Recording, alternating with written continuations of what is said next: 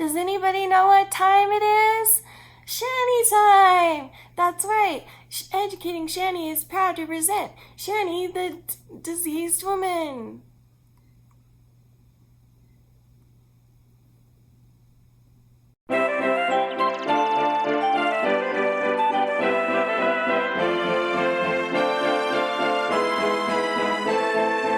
Hi, Shanny Fannies. Welcome to Educating Shanny. I'm Shanny and I had a miscarriage. Hi, Shanny. Hi. So today I'm going to talk to you about my miscarriage story. This is long overdue. Thank you for being patient with me. I've had a really rough few weeks.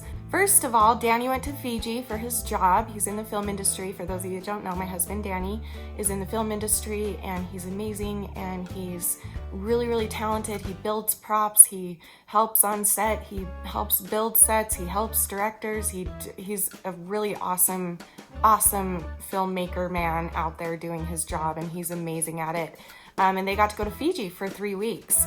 And so he left, and while he was gone, lo and behold, the very first time he leaves the country for 3 weeks, I get pregnant.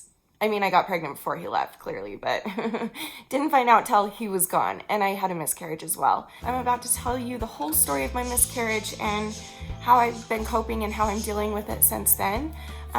If that's something that interests you, then stick around. And if you're not subscribed to my channel, please do so. I talk about all kinds of things: mental health, my own recovery, eating disorder recovery journey, eating disorder, self-harm, my struggles, my triumphs, my life, your guys' stories, everything. It's just a really great community that we've built here. And so go ahead and subscribe and hit the little bell if you haven't already, because YouTube either hates me or it just stopped notifying people that I was uploading, because my views have gone down like way bad.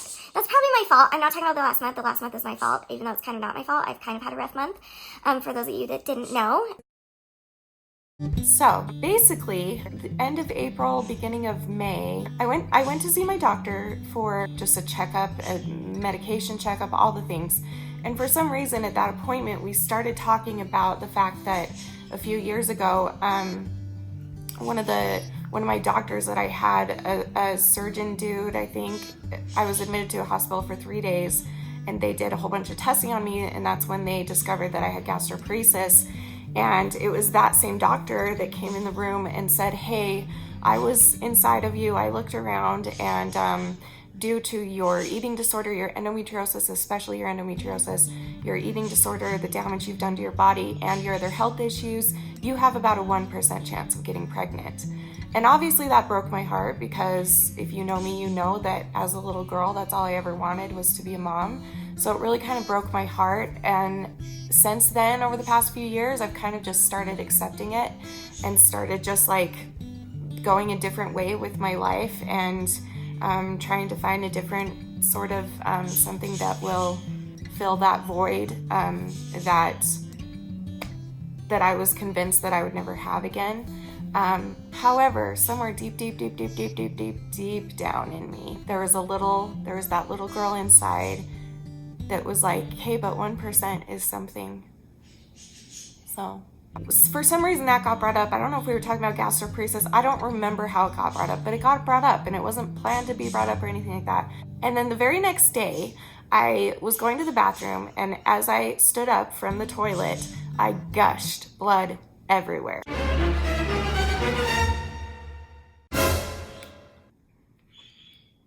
And then for the next couple days, I kept gushing things. And usually when I get a period, and it's really hard for me to tell when I have a period, because I have endometriosis, I usually bleed 2 to 3 times a month, as opposed to once a month, like most normal women out there. It can oftentimes like come here and there, but the thing is that when it is a period, when I'm bleeding for a period, I always get warning. I always get a couple days of warning of cramps, PMS, all the regular stuff that you hear about. Like I always get a warning, and then I start spotting for a whole day before I actually start bleeding heavily. So for it to just gush out, I knew something was off. So anyway, I was gushing all of this blood all over the floor. It was really nice.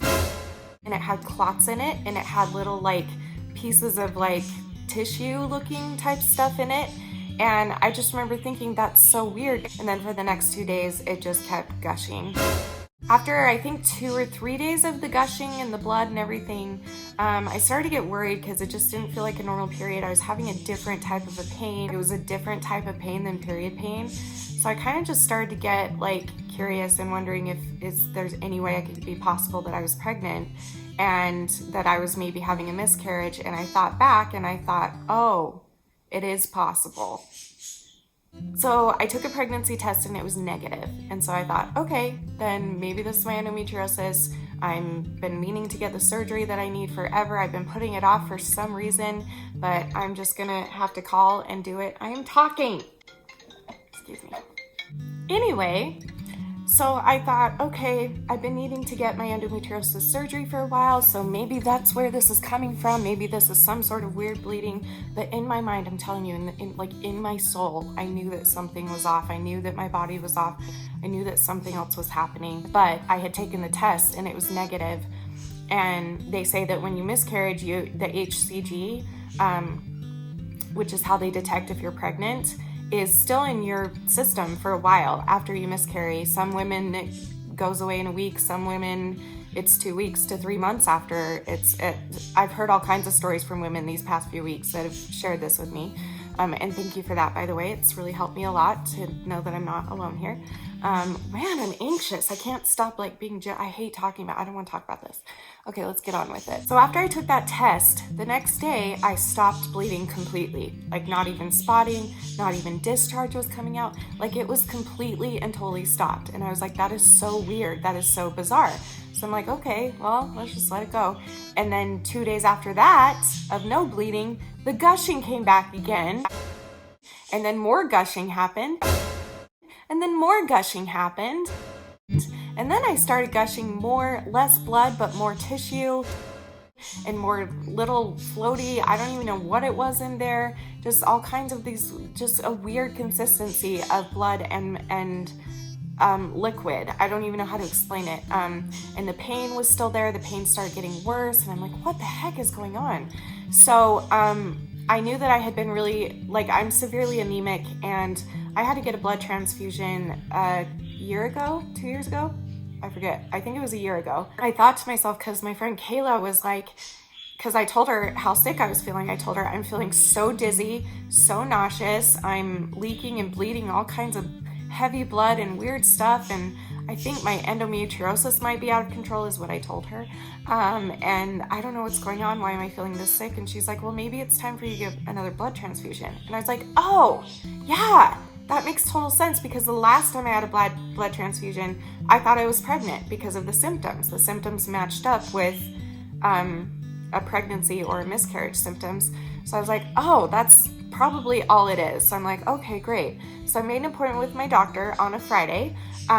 She couldn't see me. They couldn't squeeze me in with her, but they said that they could squeeze me in with a medical assistant, which all I was going to do was get a blood test to see if I could get a blood transfusion, because they just needed to check my levels before they permitted and called in a transfusion for me. So that's what I was going to do on Friday. So Thursday night, I was getting ready for bed, and I came across a pregnancy test that I did not realize that I had. I thought I'd used all of mine, and I don't know why I would even have an extra on. It was very bizarre that I just came across a random pregnancy test in my house. It was weird. So I'm like, oh, I might as well take it just for fun, because again, somewhere deep down, I was like, something's up, something's different. So I took the test. I'm sitting on the toilet waiting for it to develop, and I looked down and I was like,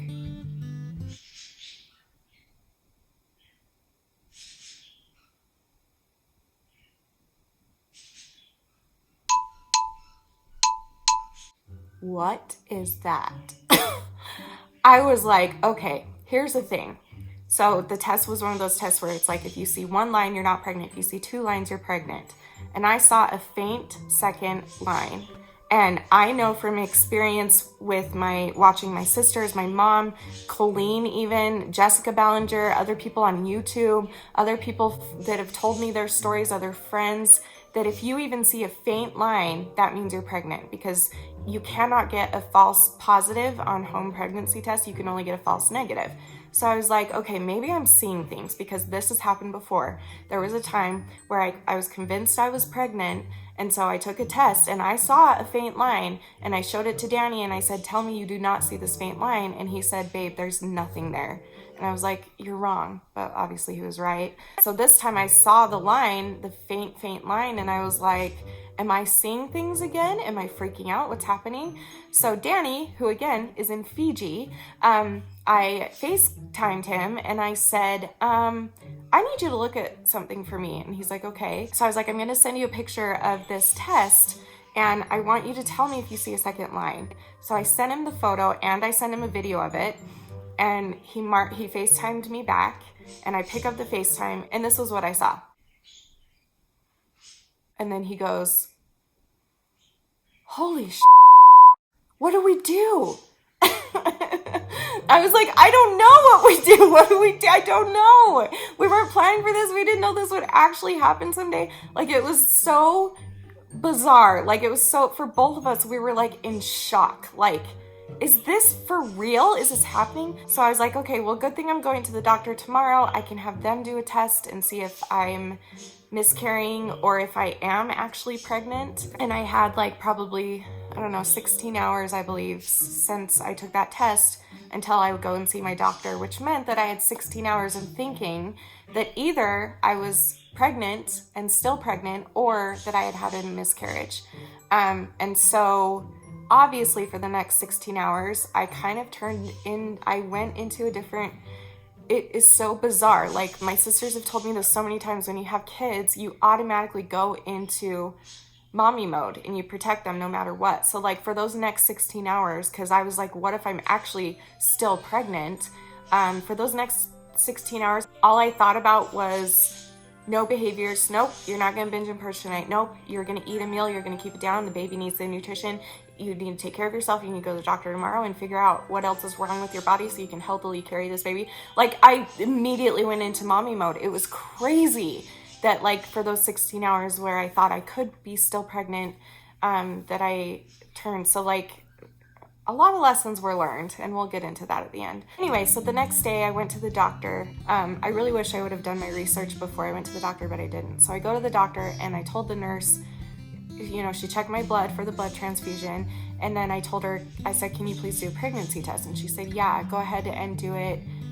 Just leave your urine in the bathroom. And I was like, oh, do you guys not do blood tests? And she's like, well, if you got a positive on your at-home test, then we'll just do that one too. And if it comes out the same, or if it comes out negative, it doesn't matter because you were pregnant. And I was like, oh, okay. But I didn't know at the time, and now I know. So lesson learned, that they could have done a blood test to find like any little traces of HCG, but they didn't. So they gave me the urine test and it didn't come back positive. It came back negative. And she said that what she thinks happened is that I caught it at the very, very, very, very tail end of my pregnancy, like right before all the HCG was out of it. And so that's probably what happened. And even just hearing her say those words, you were pregnant, because those tests don't lie, and you probably caught the very tail end of it. Even just those words were so encouraging. And I was like, what? And I just remember all of a sudden feeling panicked. I had to lay down on the ground, and also really excited and happy, which was unexpected, because I was like, wait, she just told me that I was pregnant. I was pregnant. I got pregnant. Me, the girl who has severe endometriosis, severe anemia, eating disorders, other health issues, mental problems. I can't even freaking have regular intercourse with my husband. But the way we do it can also get you pregnant. But it's just not common. And I got pregnant. Our doctor had told us a while back that the way that Danny and I have sex can get you pregnant because children, warning, get your child out of the room, get yourself out of the room if you're not allowed to watch this kind of thing. If you're squeamish about sex details, then you need to go, because ew. Or if you're my family, especially if you're a man in my family, I don't want you to hear this part. That would be awkward for me. But I won't go into too much detail, but I will say that if the man splurges anywhere near your vaginal opening, which he does the way that we do it. It's not anal, by the way. We just have a special way of doing it, and it splurges, and if it gets even in the opening of the vagina, those little guys can swim up and find the egg and connect, and you've got yourself a baby. It's just not very likely that that happens. Like, most people get pregnant by having intercourse. But there have been stories out there of people getting pregnant in different ways. So as long as the stuff is near your area, it will swim and it will go, and that's exactly what this little guy did. So over the next few days, I actually felt more happiness and excitement than I thought I would. Like, I always thought that the first time I would get like a confirmed miscarriage from a doctor or a nurse or anybody, or just my own body knowing it, I always thought that I would be a little bit more sad, but I wasn't at first. For the first week after I found that out, I wasn't sad. I was happy. I was excited. I was excited because it meant that I could get pregnant. It meant that my body was healing. I told my mom about it. I called my mom and told her about it, and she was so excited. Then when I heard what my mom had to say and how excited for me that she was, it just made me feel even more excited and made me really like think about the situation and be grateful for the fact that I even got pregnant, because I was told I couldn't, and we've been married for almost 15 years now, and never have I seen a positive pregnancy test in my life, even one with a faint little line. Now I want to share something that will explain a feeling that I'm having about this miscarriage, and that's that a few months ago, if you guys remember, I went to see a surgeon for my endometriosis, and he did an ultrasound on me, and he took me back to his office, and this was supposed to be a consult for a D&C the next day, which is essentially where they go in and scrape out your endometriosis. Really, they're burning it out, and they have other things that they do, but it's easier to explain to people that they're scraping out my endometriosis. So he did an ultrasound on me, he took me into his office, and he told me that he felt that my case was a little bit too complicated for him, and that he wanted to send me to an oncologist, which is a cancer doctor. And when he told me all this, I was in so much shock that I didn't even ask, wait, why are you sending me to a cancer doctor? Do I have cancer? What's going on? Did you see something in the ultrasound? It just was I just completely froze and lost it. And it wasn't until later that it hit me. And I was like, wait, why does he want me to go there? Because he should have said, I want you to go see an oncologist, but don't worry, you don't have cancer. But he didn't say that. He just said, yeah, I want you to go see an oncologist. So of course, later I freaked out about it. And then Danny, as well as many of you on the internet, as well as many of my family, said, you've got to realize that oncologists are just better surgeons. He probably wants you to go see an oncologist because they're better at handling very complicated surgery. So if the endometriosis has gone to other areas, because it can literally spread to every inch of your body. I didn't know that till recently. And so if it's spread to other organs or anything like that, I think the doctor just didn't feel comfortable doing it himself. He wanted somebody who works with other organs a lot. So after I left that appointment, it was kind of my job to call the oncologist and make an appointment, and I never did. Because in that appointment, the other thing that he said in that appointment was, let's talk about a total hysterectomy. And he said, are you and Danny done trying to have kids? And right when he said that, I again froze, and I didn't say anything at the time, but later I was like, wait, no, I'm not, no, I don't think I am done trying. And I'm like, I don't even know what that means, because at the time I didn't think I'd get pregnant. So it just was so bizarre. So I kind of went into this weird depression or fear, I don't know, and I just hid. I hid from the doctors, I hid from the surgeons, I hid if they called me, I never called them back. I just hid away. And so now looking back a few months later, if I had gone through with that, I could have possibly gotten a total hysterectomy, and then we would have never known that I could get pregnant. Sometimes it's good to listen to your feelings. If you've got a weird feeling about something, follow it. Because now that we do know that I can get pregnant, it has completely changed my life. I now know for sure that I want to have a baby. I believe strongly that this was Heavenly Father's way of saying, hey, your body can get pregnant, but it's not ready yet to carry a baby. You're not healthy enough yet. So since then, I've kind of just, knocked things into more trying harder to get myself better, because now I want a baby again. We are not actively trying, but we're also not actively preventing right now. So I could get pregnant, and if it happens that way, then great. Otherwise, all I'm going to do is focus on continuing to heal, continuing to get better from my eating disorders and my other health issues, so that I can have a baby, so that I can take care of a baby and raise a baby and be able to do that without passing out every 10 minutes. So this completely changed me, because it changed my path in life completely, because I really was, in my little heart, my little brain, what I had been told, 1% away from never being able to have kids, and so I might as well give up. And there's a reason I ditched the surgeons recently. There's a reason I felt weird about getting a total hysterectomy. There was a reason that I was afraid to get the surgery, and now I know. And now I'm like, okay, if it can happen like that and we weren't even trying, then by golly, I wonder how much easier it'll be if I get myself healthy enough and get everything in order and get my spirituality in order too, and everything that I want myself to be in order to be the best mom that I can be to this little baby someday, hopefully. So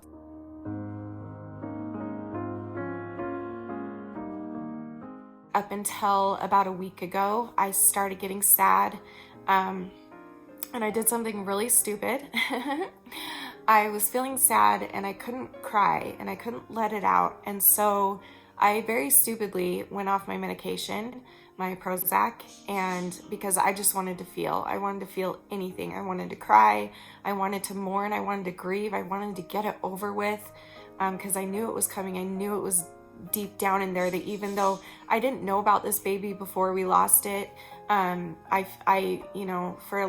the first little bit, I almost felt guilty feeling sad about it, because so many other women out there know that they're pregnant and then they're much further along and then they lose the baby and they've already named the baby. They've already seen the baby in ultrasound. They've already heard the heartbeat. Like, I didn't get to that point. And so I didn't feel that I had any reason to like complain or grieve or mourn or anything or be sad at all. But I knew that I did feel sad. So I tried to swallow it down, and then I think that could have been part of the problem of why I couldn't cry about it. So I went off my meds, which I should not have done, because it put me into this horrible bitch of a person that no one wants to be around right now. I'm still going through withdrawals. I started back on it 3 days ago, but it hasn't kicked back in yet. So I'm not doing Instagram right now because I'm blowing up on people left and right, and I'm just gonna try and focus on YouTube and getting my health back in order. But anyway, so I just really wanted to feel, and during that time I was talking to one of my friends, a very good friend of mine, that is also a therapist, and she said a lot of people who grieve a miscarriage, they'll name the baby, and then they'll go and they'll buy something for the baby, or something that represents the baby, or something pretty, something you can look at that would represent this whole experience and that would represent that baby. So I thought, hey, that's a really good idea. So we did that. So Danny and I named the baby, and it might sound silly to a lot of you, but to me, like, this is the only time that I know of for sure that I've ever been pregnant, that I've ever had a little baby in me. Like, this is a big deal, waiting 15 years of marriage almost to never see a positive pregnancy test, to never find out that I was pregnant. Like, it's a big deal for me, and it's a big deal because of what it represents. So basically we decided to name the baby Poppy, like poppy seed, because we decided that's probably how big the baby was when I lost it.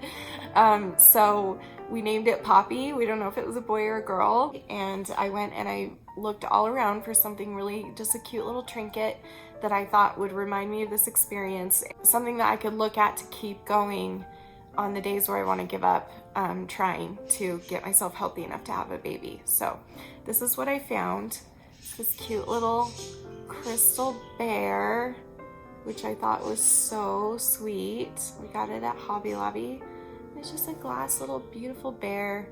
And I thought this was good because, you know, teddy bears make me think of babies, and I love the little red bow, although somebody on Instagram pointed out that it actually looks like the bear is wearing a bra.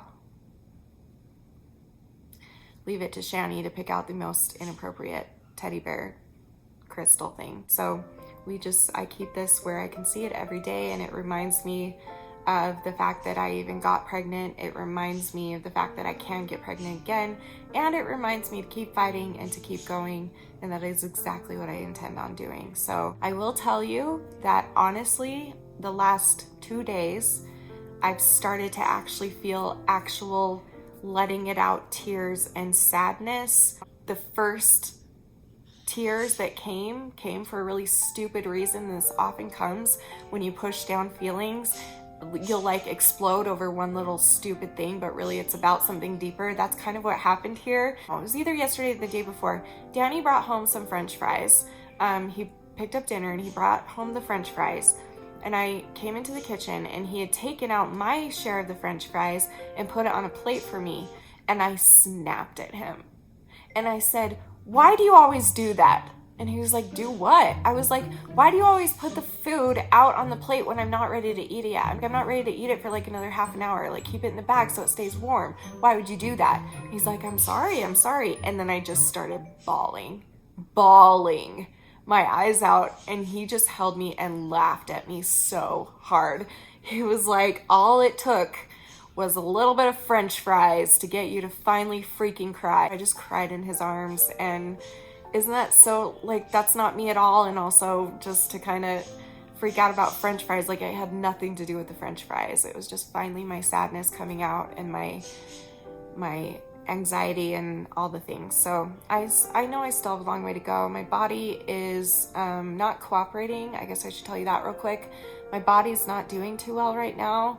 And I've been reading on it. I've been listening to other people's stories, and apparently when you miscarriage, some women, depending on how healthy you are, can get over a miscarriage really quickly, and some women take more time, just if their body isn't healthy enough to process it faster, which mine is not, obviously. So I'm kind of still having symptoms of pregnancy. Like, Danny's looked into it, he's Googled it, I've Googled it, and basically some people, when they have a miscarriage, their body doesn't catch up with the miscarriage until later. So like, your body is preparing for a baby because you think you're pregnant, you are pregnant, but then you lose the baby, but your body doesn't know yet or doesn't register that you've lost it. And so you're getting all these symptoms still. And then sometimes even if your body has registered that you've lost it, you still get symptoms for a while after. And depending on who you are, it could be anywhere from a week to 3 months after. For me, we're going on a couple weeks now of the horrible symptoms. So the hot flashes, I've gained 10 pounds. I gained 10 pounds in 5 days, and I've actually gained since then too. So I've gained 15 pounds total in the last week and a half. I've been very bloated. Today I'm not very bloated, believe it or not. If I look bloated to you, I've been even more bloated. My face, my ankles, my stomach, everything. I've been having severe pelvic, lower back pain, severe nausea, dizziness, passing out, really bad hot flashes, cravings, weird cravings. I've just been really moody. I've been really like irritable, and I'm sure that going off the Prozac didn't help any of those symptoms. I'm really smart. So good job. So right now, I would say I'm just kind of in the middle of the grieving mourning, and I don't know how long that will last. I don't know if I'm going to be complaining to you guys for the next however long. I don't know if I'm going to be having more symptoms. I don't know if I'm going to be happy in 2 days. I don't know what's going to happen, but what I've learned through this is that I've got to stop comparing myself to other people and just experience what I'm experiencing and do the best that I can with what I have, and to keep trying every day, and to take every hard thing that happens throughout this process as a big fat lesson for my future and my baby's future. So, speaking of Danny, he just got home. So I just told him the miscarriage story. Yeah. You have any thoughts on it? I am super excited about the opportunity that we can maybe have a baby. I was telling him about this, and I just had a thought. We could give this to, if we do have a baby, Oh, yeah. to the baby. I thought that's what the plan was. Oh, no, this was for me to remind me of this experience. Oh. but we could also just give it to our new babies. For sure, yeah. That'd be sweet. Yeah. So we'll see what happens, guys. First, we got to get me better, and then now we know it's possible at least. So it's been a blessing, and it's been hard and good. It's been a hard blessing. Yeah, it's been a bittersweet experience, but I'm glad that it happened, and I'm grateful for the timing and everything. So. All right, guys, I love you. I'll see you probably tomorrow for another video, actually. From here on out, I don't know when I'm going to be posting. I should stop making schedules. I should stop promising things. It just doesn't work. I get too overwhelmed, and then I never post, and then I end up going live instead of making you a good video. So I'm just going to say that I'll see you next time, but it'll probably be sooner than you think. So I love you guys. Thanks for listening. Thanks for joining, and remember forever and always that you are beautiful. You're worth it. And I am too. Thank you for watching. Bye. Thank you for watching. Bye. I've had this like. Thank you for what? Thank you for watching. Bye.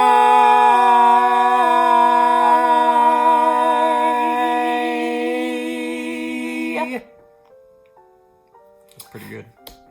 Yeah. Wow, that was not very good.